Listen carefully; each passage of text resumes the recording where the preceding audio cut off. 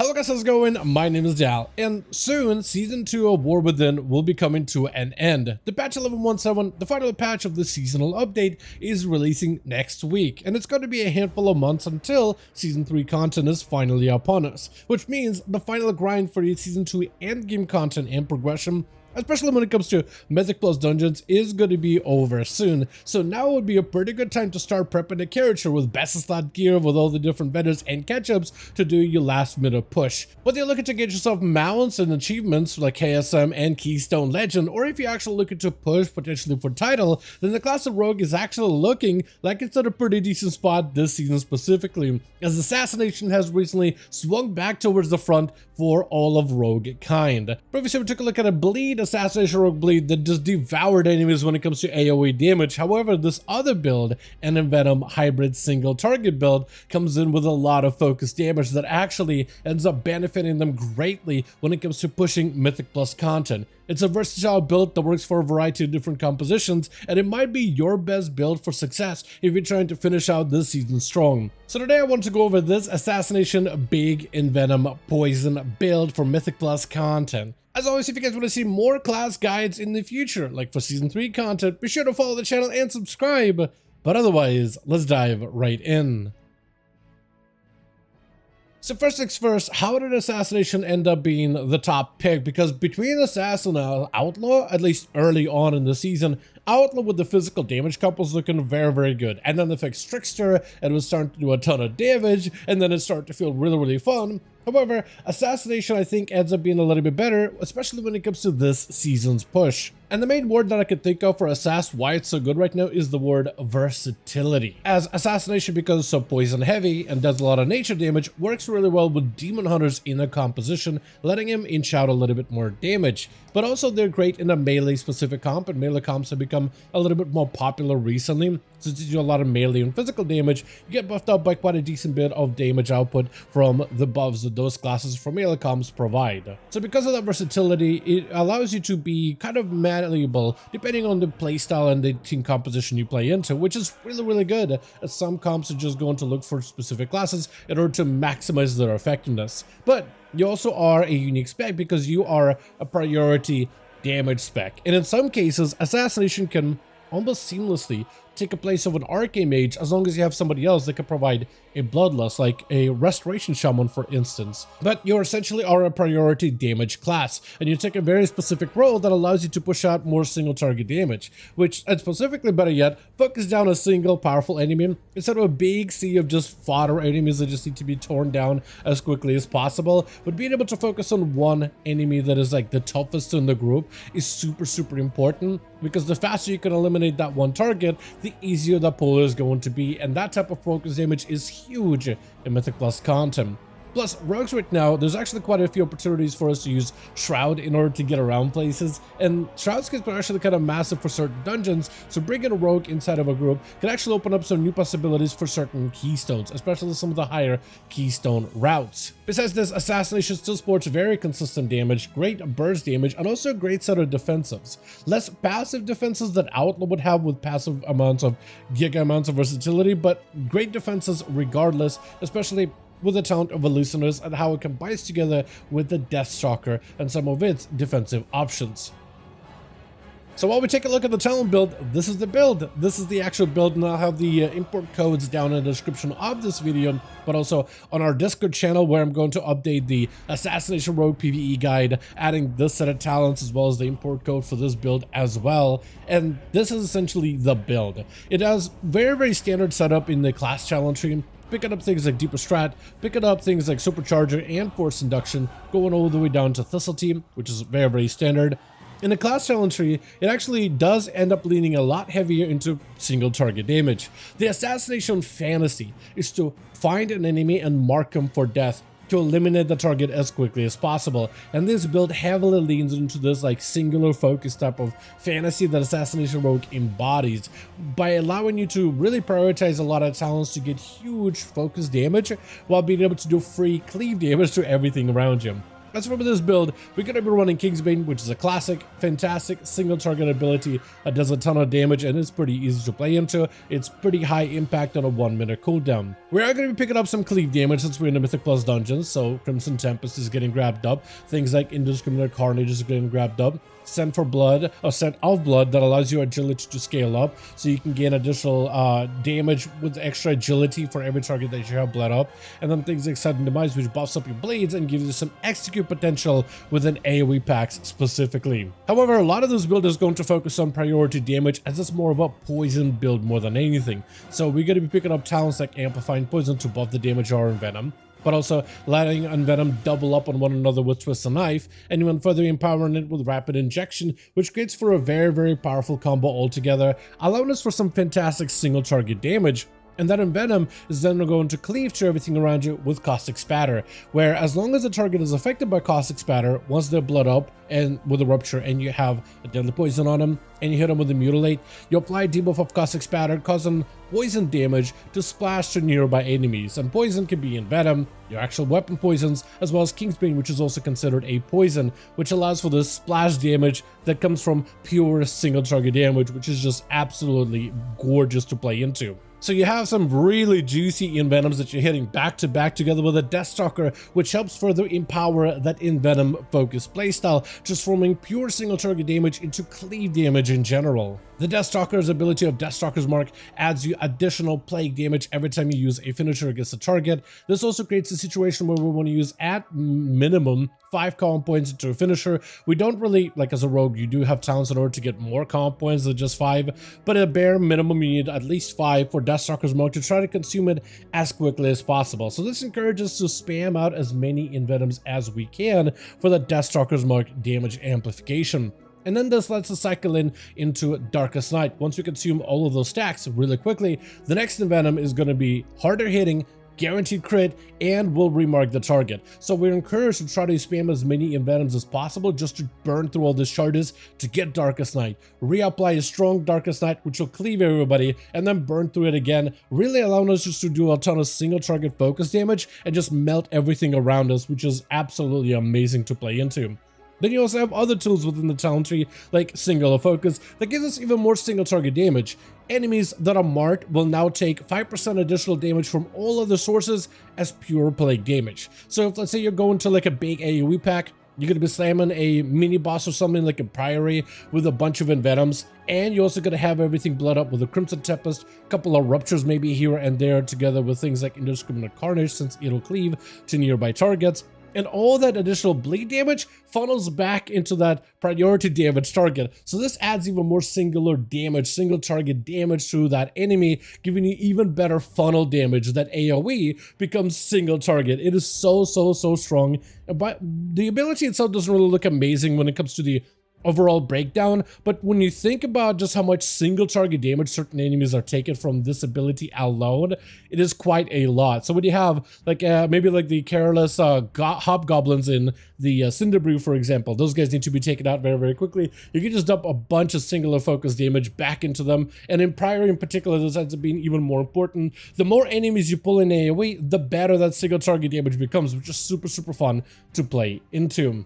On top of it, Deathstalker also offers quite competitive defensive value with a talent of Bait and Switch, giving Evasion 20% magic DR, and Cloak of Shadows 20% physical DR. So no matter the situation you're in, Cloak and Evasion are both in play. Even if you're in a situation where you're taking constant magic damage, having to rotate between Cloak and Evasion providing you 20% damage reduction for magic is huge.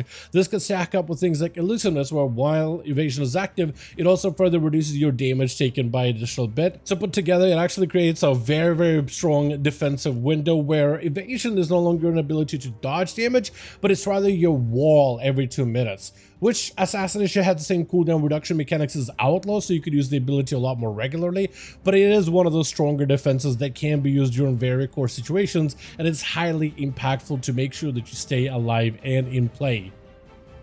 Now, the actual playstyle isn't going to be all that different whether you play single target or AoE. A huge portion of your gameplay is going to be putting out your bleeds, your rupture, as well as your garrote on that target.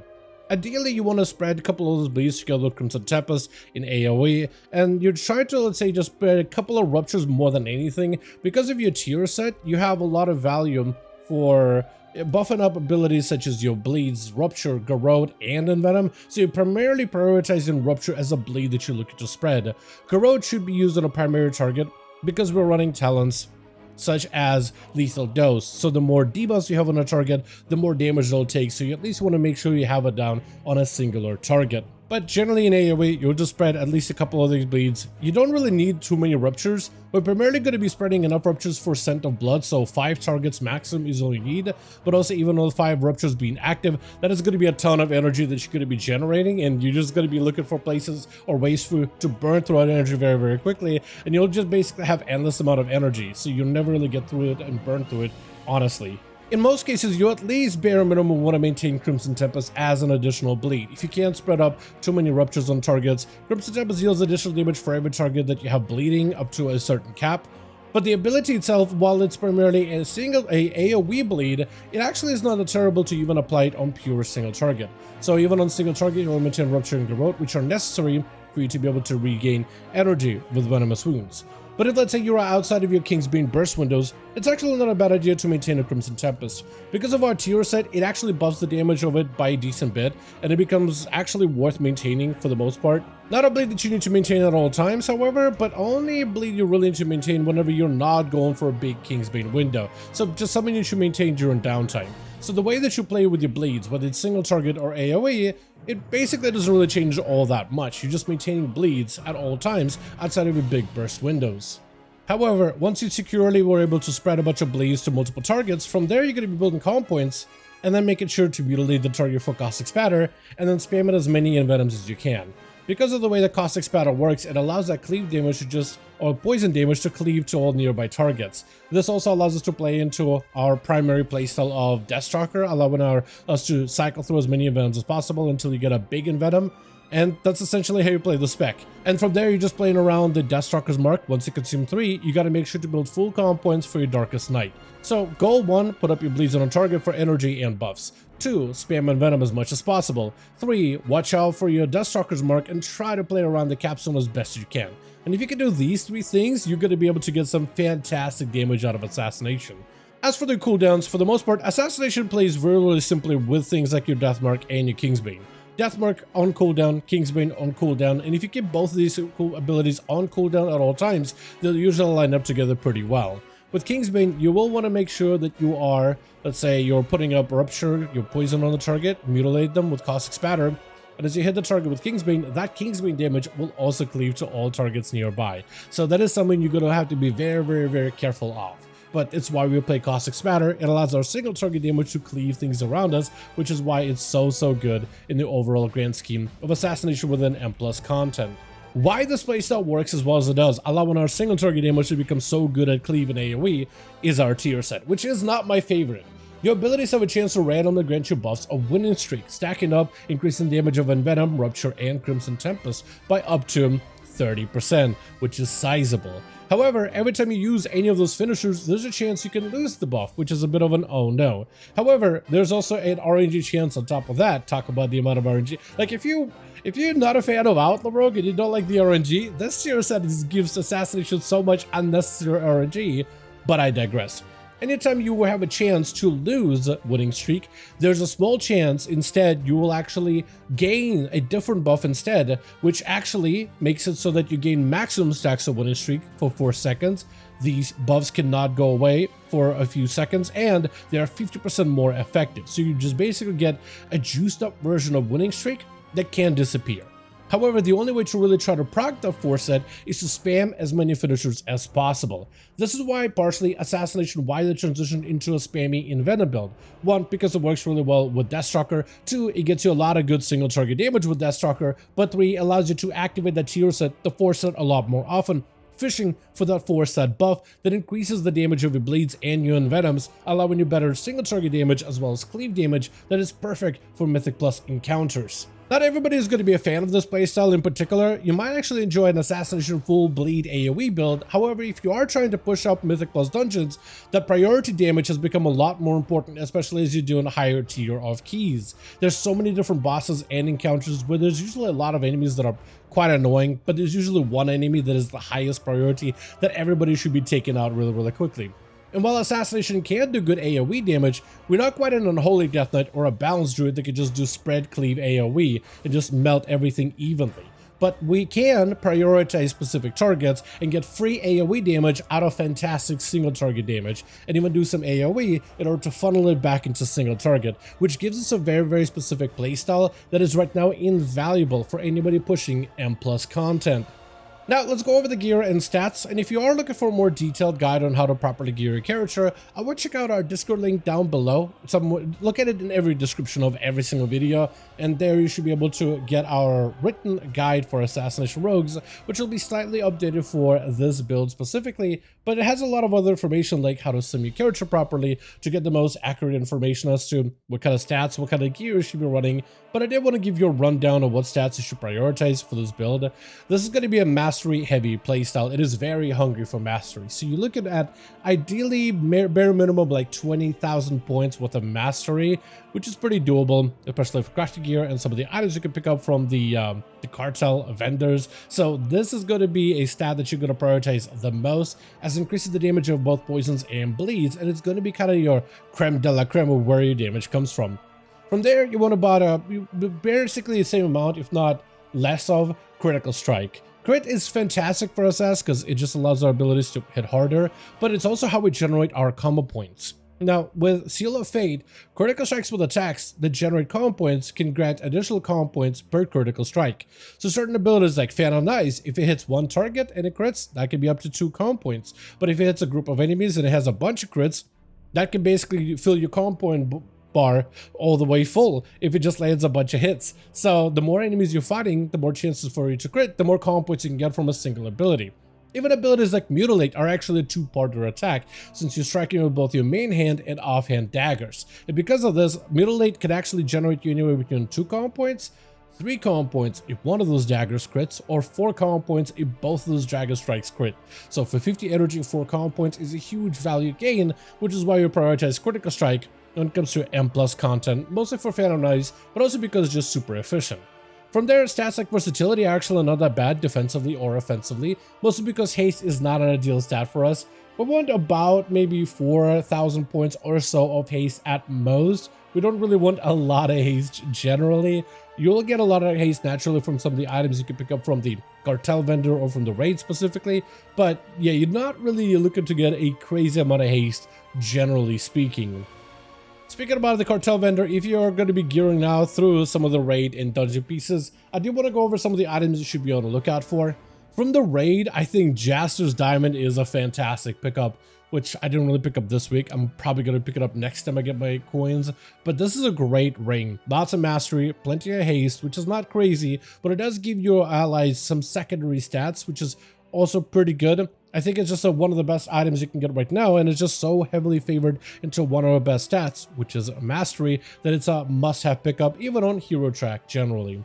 From there, I actually think the dungeon trinkets are going to be some of your better choice trinkets for Mythic Plus, as it looks like Priory Signal of the Priory is actually taking a little bit of a lead over the House of Cards. Mostly because it's a 2-minute cooldown that synergizes well with the Deathmark window, and you can kind of combine them together if you're trying to use both of these abilities at once. They line up at the same time, and it just is going to give you the most bang for your buck if you can get this on Mythic track quality.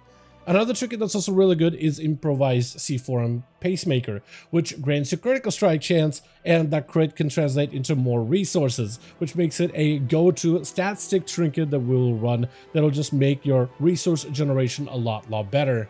As for embellishment items that you'll want to craft in your character, you actually want to have a dagger with a main hand or offhand if you can get like a higher item level dagger than a crafted bonus, but a 681 crafted Everforged Stabber with Crit Mastery secondary stats, you want to make sure that you apply the Darkmoon Sigil of Ascendance on that weapon, which cycles in and grants you random amounts of secondary stats, which could be anything like Mastery or Crit or Haste or Versa. The stats are not that bad for Assassination at all. You don't really have one specific stat you're looking for. Haste is not ideal, but Versa, Mastery, and Crit are all decent stats for you to obtain, and being able to get more of these stats regularly throughout a dungeon run is generally one of your biggest gains that you can get. When running with the Darkmoon Sigil, however, you'll want to get yourself an item with the Writhing Armor banding. So it can be any item that isn't an accessory, so nothing like rings or neck pieces, but like a belt, boots, a cloak, or a bracer that you don't really have one that's on a high level or in great secondary stats. You could always just recraft or craft one with the Writhing Armor banding in order to amplify your weapon Darkmoon Sigil in order to be a lot more effective, and that's going to be your current best setup for your crafted gear when it comes to pushing high-end Mythic Plus dungeons. Outside of this though, I definitely would check out our written guide in our Discord channel if you are trying to get more information regarding the consumables or enchants for your rogue and trying to optimize it, or if you're just looking to get better details. Let's say you're just getting a rogue up and running, want to do a last minute push for season 2 to get some of those rewards, whether it is the mounts, whether it is the titles, whatever you're trying to do. But yeah, right now this will be the best rogue build for you to play. This spec in particular has been rising through the ranks recently. It is looking very versatile and very promising. So if you're someone who's trying to do a last minute push before season 3 content, this seems to be like the spec to do it, especially if you start picking it up right now and start pushing until season 3 is finally here. But with that, as always, I do want to thank all of you guys so much for watching and hope you guys did enjoy the video. If you did enjoy it or found it informative, go ahead and give the video a like. I would very much appreciate it. Also, join our Discord community if you want to read the written down guide of this build and the playstyle, or if you just want to get more details regarding picking up a rogue for the rest of season 2. As always, let me know your thoughts in the comments down below, and as always, I'll see all of you guys in the next one.